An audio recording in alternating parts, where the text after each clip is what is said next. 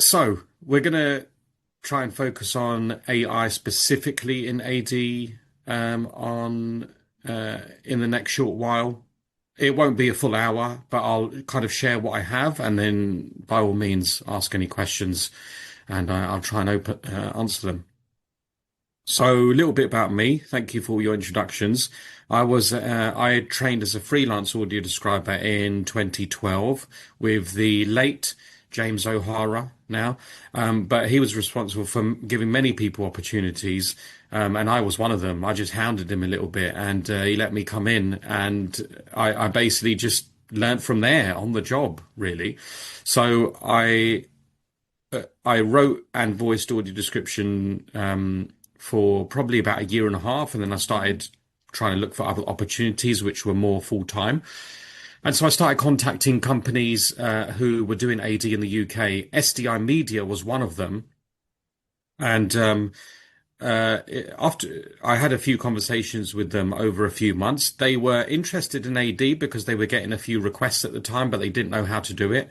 So I just kind of came in at the right time, really. I had a little bit of knowledge and experience on the creative side rather than any of the coordination side. And I just went into the company and basically started the department from people that I worked with to try and satisfy the small demand that we had at the time. And then it grew and grew.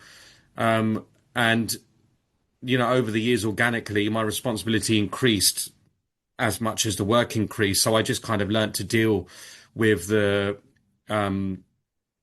global scale, I guess, of the operation. So I kind of built a department from whatever it was, which was kind of nothing, I suppose. So next month, I've been there nearly 12 years. The company is now called Ayuno after it merged with SDI Media 4 years ago. SDI Media no longer exists as a name. In the years that I've been there, I've probably managed about 14 languages. So I don't write AD myself anymore. I've got much more talented people like Roz and Trish and many other people who actually know how to write AD, and I've forgotten most of it. I'm just good at telling people what to do. So I just coordinate the projects for the company and train them and guide them. And actually, when I first started, we were doing more non-English than English, and it was all completely new to me and a lot of people actually. So the first languages that I dealt with were Swedish and Danish, and the only way I could really figure out how to do it was to write the English scripts, because obviously you would know that writers here are common and easy to find, and then use existing translators, give them a bit of AD training, and then kind of get them to adapt their language skills into translating those English scripts. So that's really how I started building out the capability to produce AD in other languages, and so over the years, it's probably about 14. 4 years ago, I joined UCL to teach AD in their 10-week module. I think one of the first AD talks I ever did was in 2016, and that was at UCL, and the teacher at the time was Louise Fryer, and she then made way, I can't remember when, for a nice girl called Emanuela, who taught for a few years at UCL. And then she left to go back to her home country, and the UCL got in touch with me to ask if I could interview for the job. And I guess I thought, why not, really? I hadn't done any teaching before, but I had done a lot of training, and I had a lot of experience in public speaking. So I just kind of thought I could do a bit more than wing it. So I gave it a try, and I got the job. And this week, I start my 5th year, unbelievably. So, but that's something I'm really proud of, and something that I really love about my work as well, because it's actually go on site. Is completely 100% home working. So going to UCL, is a nice change of scenery. This year, I have done more intensive experiments with AI at the request of Ayuno than any other year. So I'm not an expert by any means, but I have got a lot more knowledge and experience of it than I did have this time last year. So I think that I can, like right now, I can start shaping it into a little bit of a talk and just share what I know, really. Okay, so I'm going to close down the presentation for the moment and go to Stellar Software. So Stellar is really the common AD software that we use, especially to record AD. It really shocks me that people in the modern age are still writing AD on like Word documents or Excel scripts, because I just don't think there's any need to now, and especially with recording, Stellar has really changed everything over the last few years. And so I'll be showing you quite a lot of that during the talk. It's paused again. So the first thing I'm going to show you is actually, would you believe, a piece of AD that was written by Ros Chalmers. So this was a 7-minute clip from the National Theatre on a show called Paradise. Now, hopefully, you can see the script here. So this is how it looks. You've got the video here, the big black screen at the moment. Then on the right-hand side, you've got the script. It's pretty straightforward, and there's quite a lot of writing in here as well. So the first real description starts with on a beach. Each time you click on a description, the text appears on the screen as well. So firstly, actually, I'm going to play it without any audio, and you can just kind of hear the sound of the show. So I'll play a little bit of that.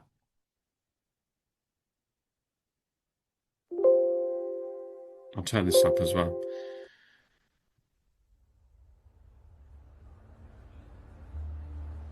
Hopefully you can follow it at the moment just by reading the text on screen.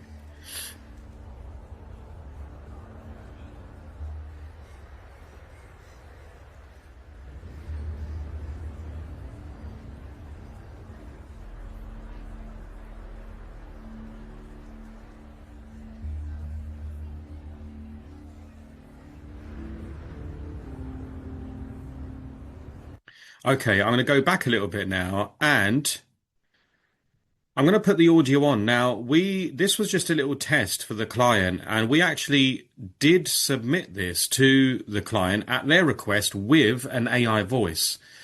So this is how it sounds, and how it was voiced and how it was sent to the client. National Theatre. Paradise by K. Tempest. A new version of Philoctetes by Sophocles.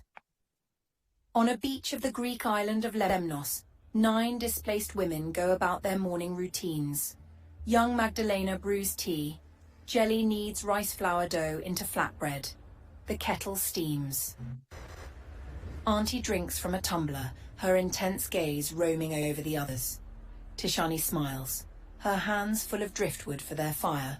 On the upper level of their makeshift shelter, Yasmin slumbers in a chair. Nearby, Shiloh deals with laundry, hanging a colourful tie-dyed shirt over a taut string.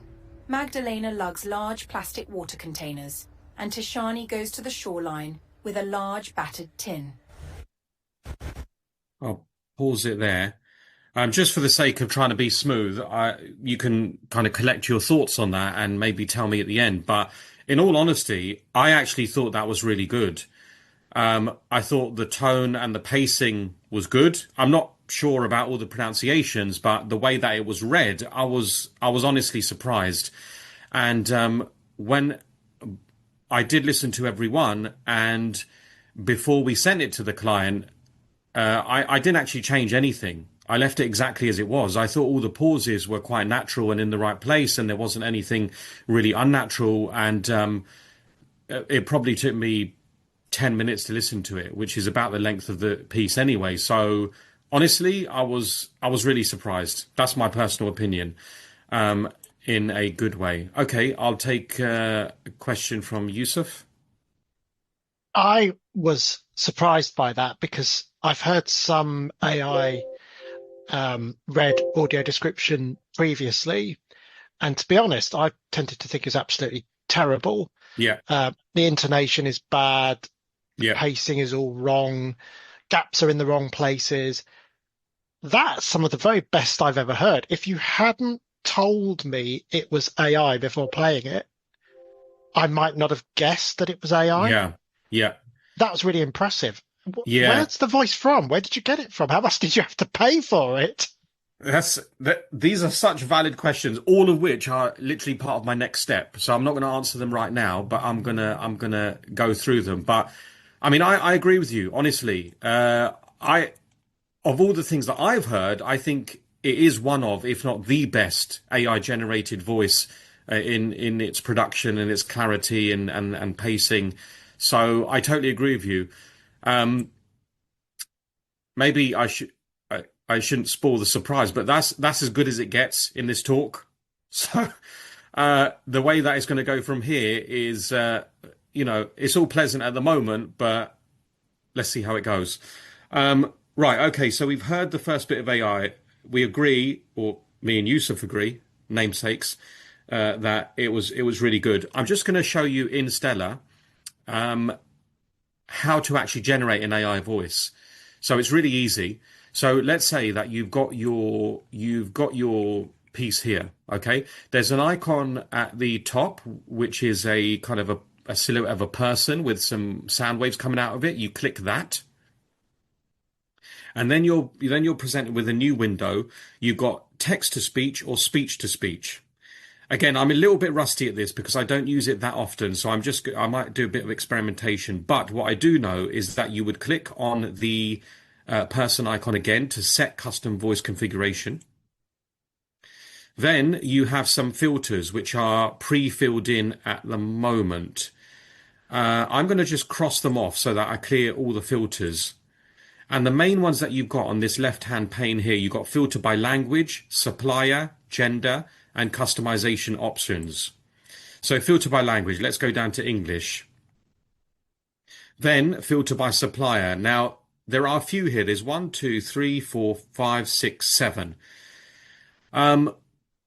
Okay, on a basic level, I would say that Google can really vary. So Google is one of the options of the supplier voices here. Basically, what Stellar does, it allows publicly available AI generated voices, which anyone can really access.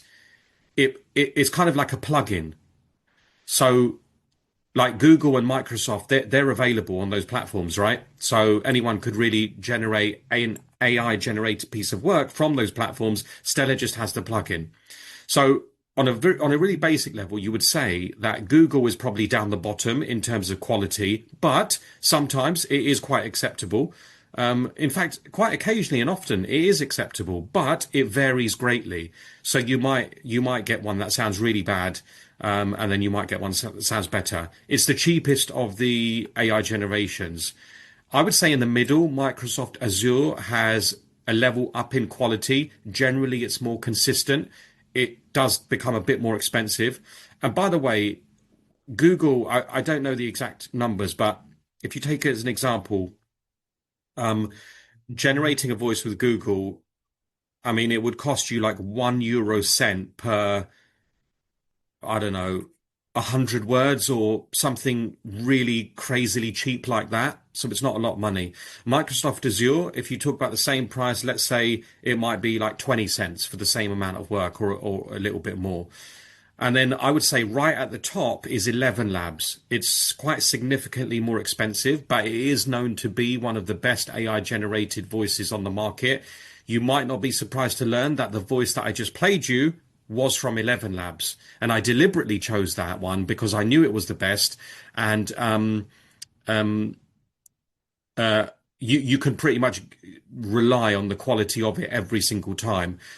Some are still better than others, but generally across the board, it's consistent with quality. So those are some of the suppliers. You've also got Amazon, Cereproc, and Respeecher. I haven't really seen or heard a lot of those. Filter by gender, neutral male, female, and then customization options. Honestly, customization options show fine tuning and speaking styles. I haven't really experimented with them. I feel that if you really go into the nitty gritty, you can probably fall down a rabbit hole. And in practicality terms, sometimes you just need it to do a decent job. So you go with what you got. So I haven't experimented with those. But at the top, I'm going to choose English. I'm just going to choose Google. Then I'm going to say female. And then on the right hand side, we come to select voice. I don't know what any of these are, but there are tons of voices. There are, I don't know how many there are here, but way more than 50, I would say. So you've got an Australian English accent, British, you've got Indian, American, and those seem to be it. I'm going to go for something completely random. Female chirp HDO. Now, anytime you select a voice, you've got a play button on the right hand side and it gives you a small sample of what that voice would sound like. So this is this one. All human beings are born free and equal in dignity and rights. Okay. I mean, it sounds fine. The intonation is a little bit strange, but anyway, I'll just choose another random one. I'll choose one with an Indian accent. All human beings are born free and equal in dignity and rights. Okay, so that's just a small thing. Now, I meant to do something there. Sorry, just give me. Sorry, I'm just going to clear the filters again. I just want to show you how the pricing works, because when you come out of this, once you've chosen your parameters and you come out of this particular screen, it will show you how much it will cost to render the work that you're currently doing. So I'm just going to choose another voice again. It's a slightly different one, but I'll save it this time.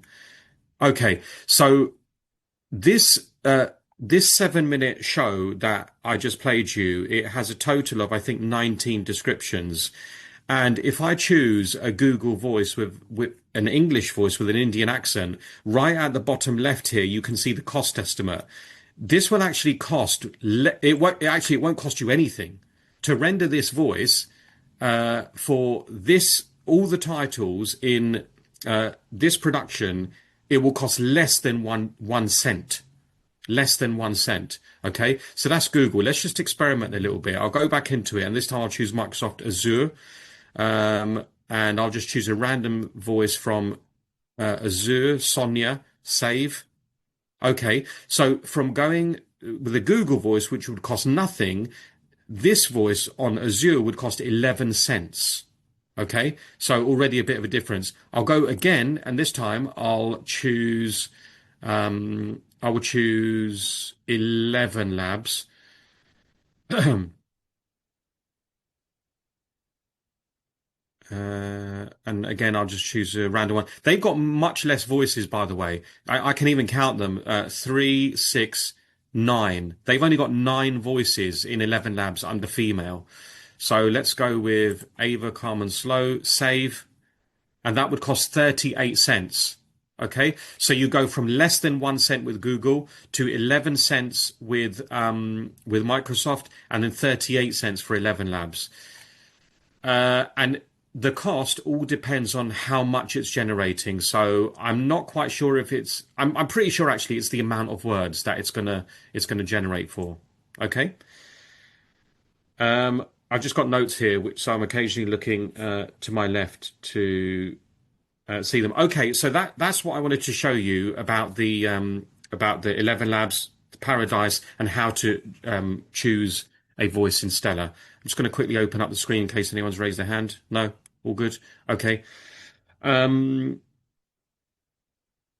this is where it could get a little bit messy, so you have to bear with me, please. I'm now going to go to some AD script comparisons, AI script comparisons.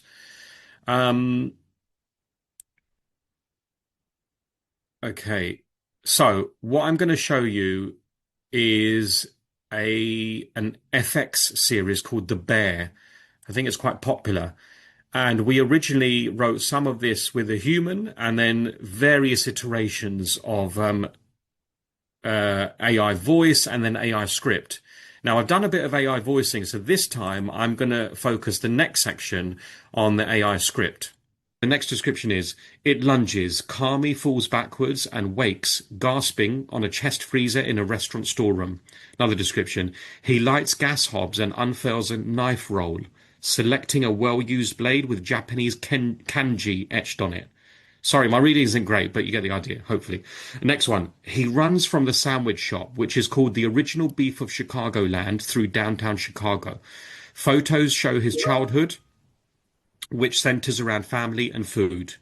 A short one. Kami adds chopped carrots, tomatoes, and celery to the sizzling onions.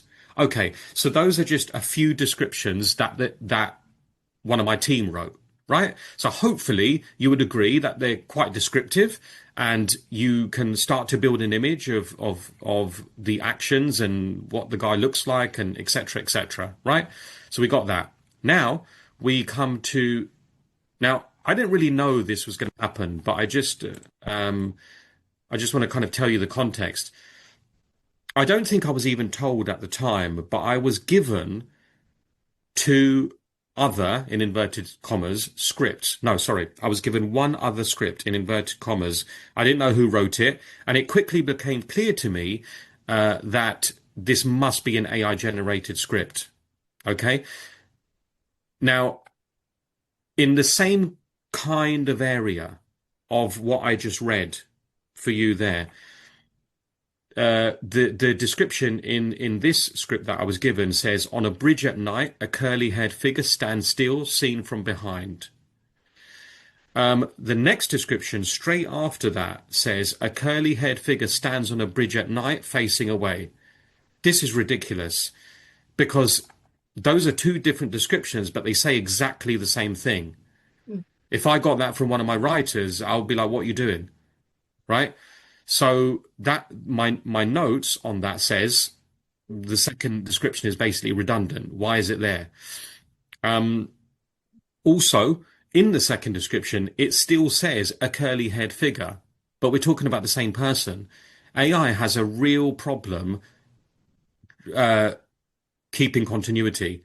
So we've already established the man, Kami, as we know the human script calls him, but these two descriptions, despite being exactly the same, they're still calling him A. That's a problem. The descriptions themselves aren't even very descriptive. So you're looking at that thinking, well, if you're a QCer, what are you going to do to it? Are you going to change the whole thing, or are you just going to write your own description? Or are you going to go with what it says and just deal with it? I mean, it's already starting to present a lot of problems. Another description reads, close up. A man in a white shirt, a man in a white t-shirt and apron leans over a counter. It's the same man. This is now three descriptions later, and is still calling the man A. It's also the AI script is also tending to talk about camera angles and close-ups and zooms and all that kind of stuff as well, which we generally stay away from. There's a description here. This is the last one in this particular script example, which reads, the game screen displays insert coin, character choices, and a US map. All of that, according to the AI script, is supposed to be read in less than 1 second. Okay? So those are 4 examples from that AI script. So I fed back, I gave my review. There's only a selection there. There were a few more that I made notes on, but those are some of the notes that I made on that script. I sent it back and I said, the question was, look at that script, put your notes, how much of it would need changing to make it acceptable? I wrote 100%. Okay? So that's what I fed back. A couple of days later, I was given another script, supposedly a better version of that one, with improved AI or whatever. Okay, so there's a few more notes that I've included here, so I'll read them for you. The description reads, and this is again at the beginning, on a dark, rainy highway at night, a man in a light-coloured shirt walks. Okay, that's better. Dark, rainy night. You get the context. You get the environment. A man in a light-coloured shirt. Okay, fine. Walks. That's a bit weird. Not really how we would write it if you want to write natural English. But the thing is, where does he walk? In what kind of environment? It's like basic details, but it's not giving you enough. Again, you go back to the human script and you're really getting a picture. Here, it's like, it's bare bones. It's better than the previous one, but still definitely more detail is needed, especially as there is no dialogue at this point. The next description after this reads, In a dark industrial room with coloured lights, he bends over, looking strained. He's in exactly the same location on the bridge at night, which is rainy. The AI is telling the viewer he's now in an industrial room. That's crazy, right? At least it says he, and there's continuity there. But I mean, yeah. Anyway, the next one that I've got here is this was 2 descriptions later. On a gated area of a bridge at night, with city buildings in the background, the man crouches down as a black bear exits a white cage. Okay, the man. Good. Same person. But on a gated bridge, well, I'm just confused now. Because the first one said it was a dark, rainy highway. Now it says a gated bridge. Up until this point, he's in exactly the same location. So now we've got a highway and a bridge. And as a QCer, you're already starting to go mad because this is not helping you. Because like now you're thinking, well, do I change bridge to highway? Or do I go back to the first one and change the highway to the bridge? You're starting to think at this point, I might as well just think about tearing this up and do it myself. The next description says, back on the dark, rainy highway, we're still in the same thing. Right? This is 5 descriptions in now, and we've got 3 different locations for the same environment.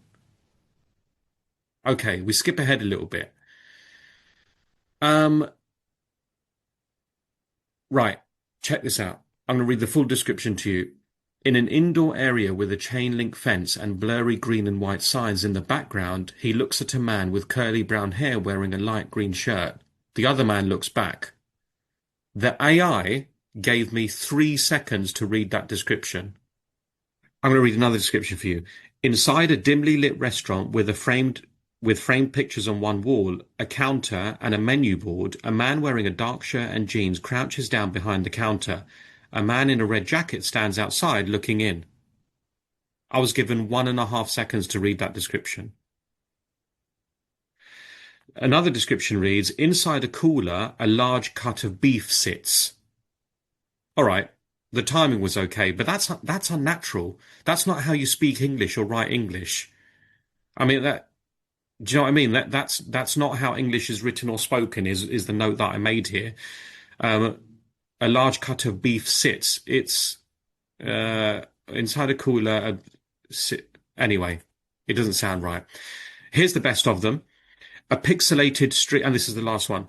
A pixelated street scene at night. In front of a brick building with signs advertising Polish sausage, good beer, and extra long hot dogs, a bear lies on the ground. A man stands near a wall.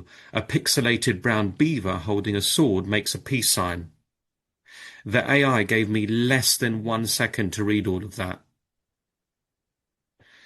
So when I said that the AI voice generation for Paradise was the best of them, it really does go downhill from there. I started at the top. Now we just bring it down and down. So those are the notes that I wanted to show you that I made on 2 versions of the AI script. It's unbelievable, actually. Well, I don't think the writers have much of a problem if this is the level. Basically, it's alt text, isn't it? It's just writing alt text. Yes. You say the writers don't have much of a problem. I mean, less of a problem than the voices, because this is clearly crap. Less of a problem than the voices, but I am going to come back to this point. You would think that, and let's come back to it. Let's come back to that point. The writers are not in danger, basically. Yusuf, yes. This just kind of fits in with my experience of using AI to get any useful information at all. It makes mistakes, it hallucinates, it kind of forgets from 1 second to the next what it did previously. So you gave the example where it repeated the fact about the man, and then you ask it for things and you get it to search for things, and it just comes up with complete rubbish. If you're a writer of audio description, you've got nothing to worry about for the moment. I think. Yes. So Roz said, yeah, much less in danger. Yusuf, you said nothing to worry about at the moment. I am going to come back to this exact point. Okay. I'm not going to expand on it just yet. But so basically my thing from these AI scripts is these are not something to work with. They're not something you can adapt to make them a little better. They need completely rewriting, like from scratch. So therefore, they're basically redundant because they're not helping at all. If you're going to write from scratch, then you're just doing your normal job anyway. So, you know, that's the kind of stage I'm at the moment. I'm just consulting my notes again to make sure that I've hit everything so far. I deliberately tried to use quite a few different writers in the AI process somewhere where I didn't get any writers to QC an AI script, but I did use a lot of writers to write a perfectly good script, which was then used for AI voice generation later on. And I used the same writers to QC the AI voice generation that was on their own script. Okay. And that's how I imagine the workflow would be in the future if it was a thing. So here are just a few points that I got from those script writers who did the QC of the generated voices for their own scripts. Pauses after full stops and commas, as in the example of the bear that I gave you. The AI has quite a problem with knowing when to naturally pause and carry on.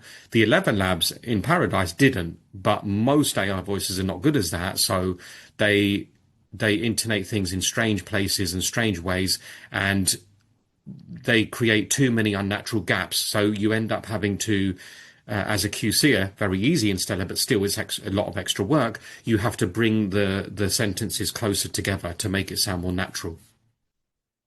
Is it a bow on a stage or is it a bow and arrow? AI has no idea.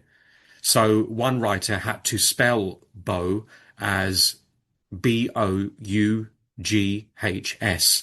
to get it to pronounce it the right way. And there's no way of knowing that. There's not like a guide which says you have to spell it this way to pronounce it this way. No, you have to experiment, and all that takes time.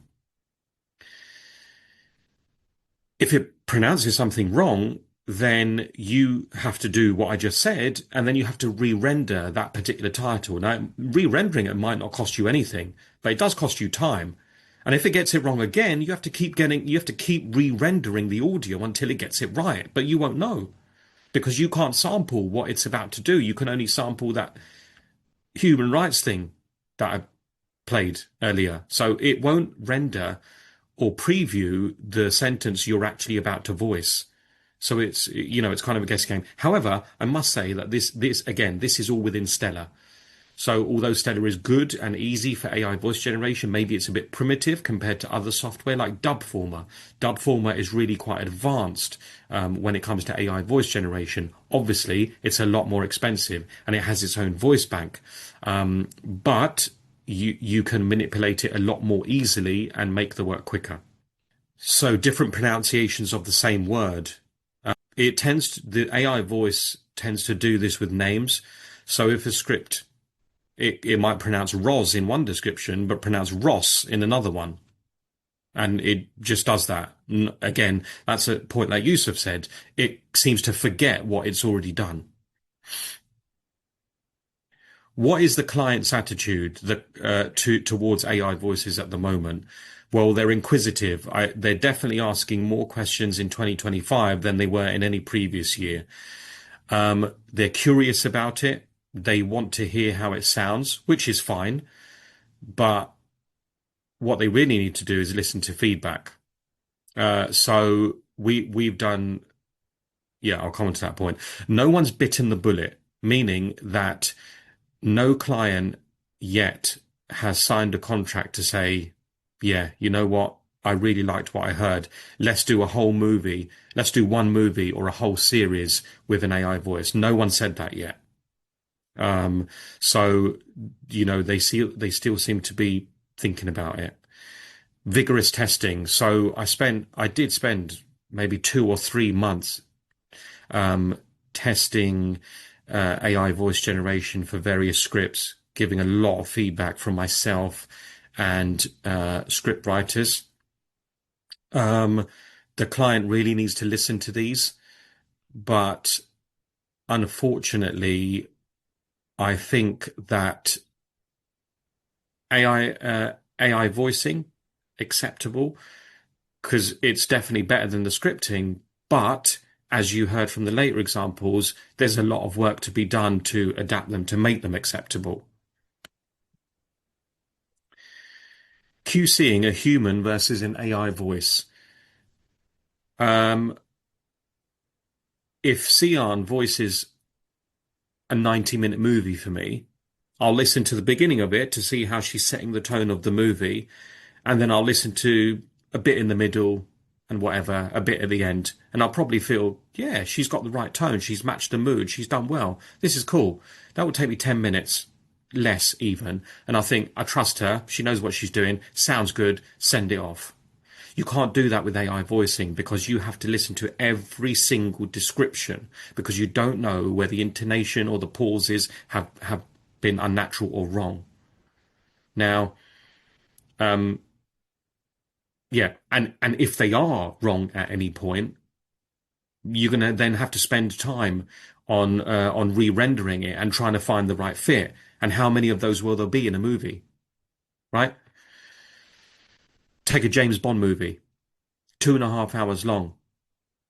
I might listen to 15 minutes of Sian voicing a Bond movie and think, this is great, this is cool, send it off. A 2.5 hour movie, you have it with an AI voice, every single description. So that's going to take you about 3 hours just to listen to it. That's not including any improvement time.